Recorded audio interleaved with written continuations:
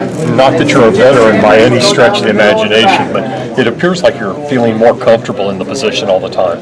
Yeah, once again, preparation this week was great. Offensive line was just balling like no other today. And when everyone else around you is coming out playing good ball, it's easy to be comfortable. Hopefully we can continue to get into a routine here on the way to prepare and the way I prepare for each game when it comes to the small things. I learned from some of the mistakes from the last game and the way I should go about the night before and stuff like that.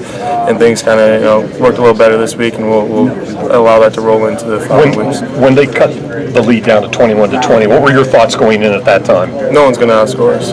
That's the mindset that we have to have as an offense. We have way too many threats and way too good of an offensive line to stop us from going back and forth with a team like that. We did quite a bit of research and preparation on some of the things that they wanted to do, and we knew we had a couple plays dialed up that we were going to be able to hopefully be successful on. And with those plays not being called yet, we knew that we're going to be able to come out there and throw up a couple more touchdowns. And as long as we keep the confidence and the swagger that we're going to go out there and score every drive, you don't necessarily get nervous in those situations. And what were your thoughts of Brandon Wimbush? Awesome. We talked all week. We knew the opportunity was going to eventually come to get him some playing time. I spent a lot of time talking about you're a five-star athlete coming out of high school. You have all the talent in the world. All that stuff. It can translate over to the college field if you're comfortable in what you're doing. And he was very comfortable going out there. He was obviously put in a position where there wasn't too much pressure on him, and he balled out just like we expected. He has a really live arm. I got to see it today on that pass out to Will. I mentioned earlier a couple weeks ago that it's hard to overthrow Will. Well, look at that kid. He overthrew him, and he had the speed and all the talent, and he allowed it to come out tonight. It was awesome.